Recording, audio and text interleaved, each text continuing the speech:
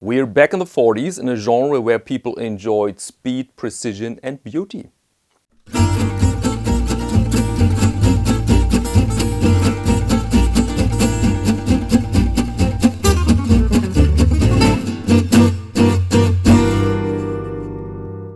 Welcome to Caseback Watches, my name is Tim and finally I'm able to show you beautiful prototypes of the Lebois Heritage Chronograph. I've announced this some weeks ago that I wanted to review these pieces, but then we have a bit of trouble with the schedule.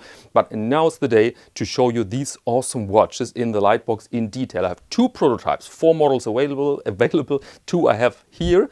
But before we go on the Lightbox, allow me to deliver a bit of background here about Lebois, that historic revived brand Lebois, and about micro brands, a term that Tom doesn't like. Tom is the founder of Lebois and he doesn't like the term micro brand at all. And I can understand why, because you have micro brands and micro brands. You have these small kitchen table operations where the founder does everything. Design, quality control, delivery, just everything. And sometimes this works, let's be fair. Sometimes this works just nice and sometimes it's a bit questionable, to put it mildly. And Lebois is a small brand, but it's on a professional level. They have hired a professional designer.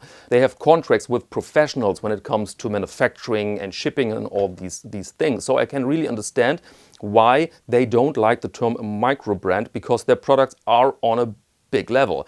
And I've learned this the first time when I've reviewed the Erin Type 20 watch here, and it was just a marvelous watch. Really on a level with the big brands in the industry and also price-wise, unfortunately. But overall a very convincing piece. And with these prototypes here in the studio, I asked myself again, Tim, why do you like reissues of historic timepieces so much? And one part of the answer is certainly that I like older things, but why exactly? I love the modern life, so why is that? And I think the reason behind that is that every historic or traditional design you see today has proven over time that it has some value.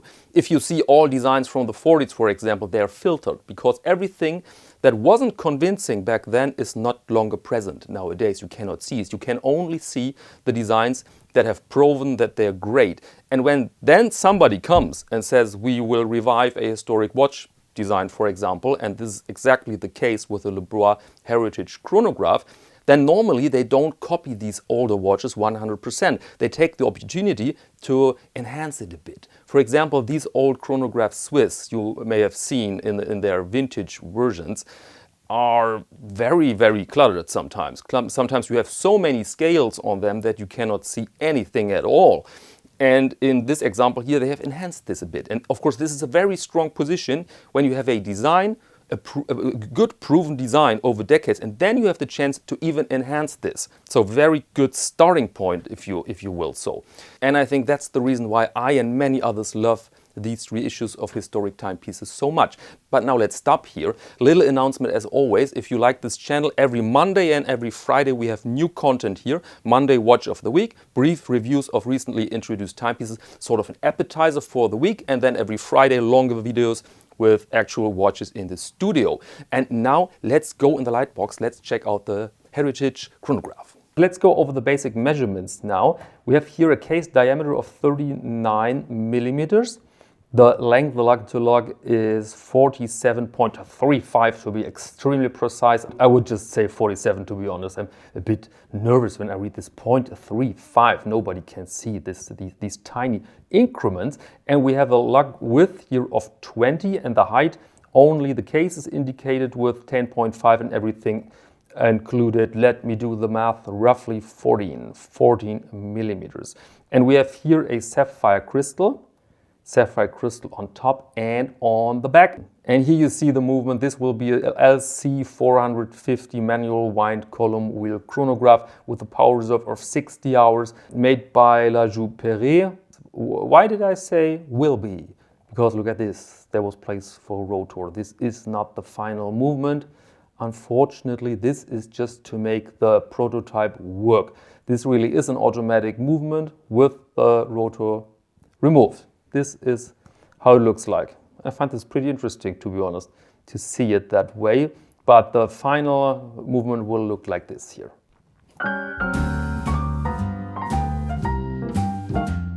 And so here you see the pusher and the crown, and the entire construction will be waterproof up to 50 meters. This is of course not much, but we are in the genre classic chronograph, heritage chronograph.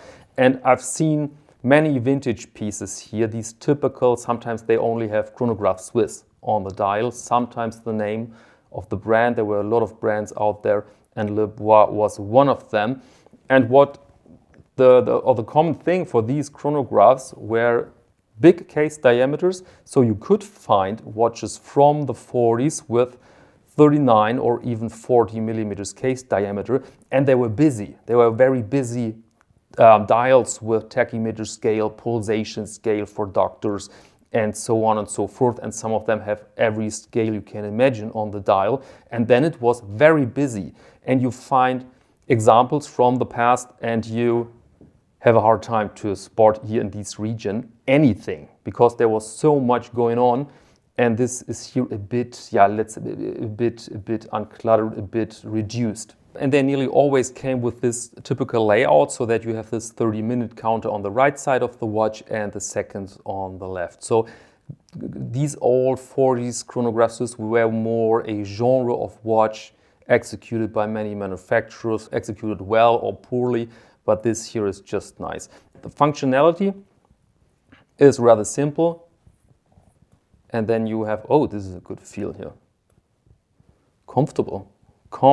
Start and reset the, start and stop the chronograph.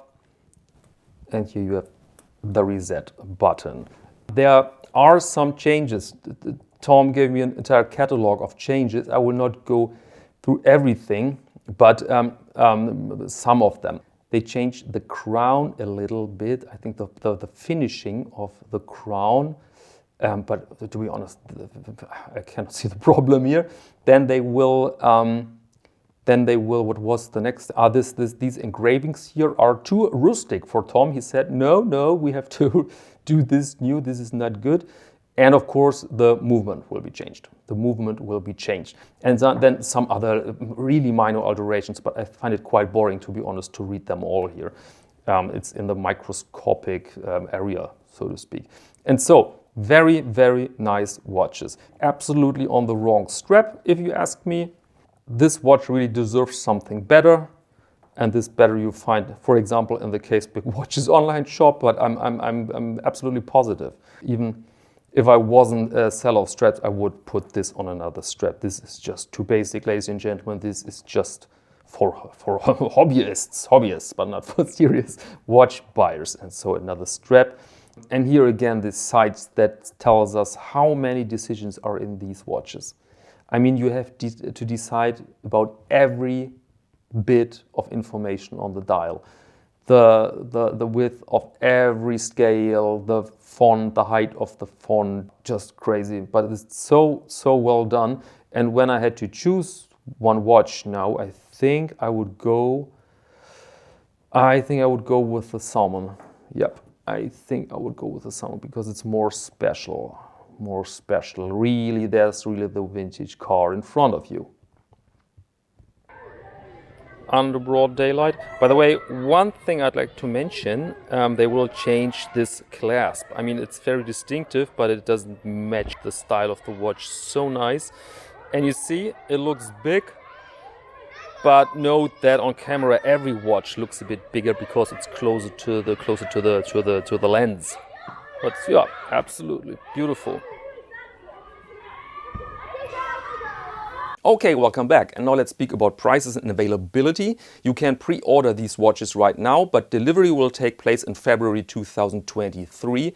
And the prices vary from 2,410 euros to 2,528 euros in US dollars. This is hard to state because these prices include 19% VAT. So the price in US dollars will be substantially lower, around 2,300 to 2,400. This was Lebois, and now I'd like to show you some images from viewers they sent me. And the first one comes from Douglas, and he writes, Tim, I wanted to thank you for reviewing the Zeno Super Precision. I had been wondering if it was worth buying.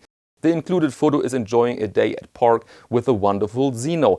Douglas, I'm very happy that you like that watch, because I was extremely convinced that it's great, but there was this spec a bit on the minus side. This was the height of the watch, and I think in the review I had the watch on the wrist and I said, it's a smidgen high, but it feels comfortable and looks somewhat organic.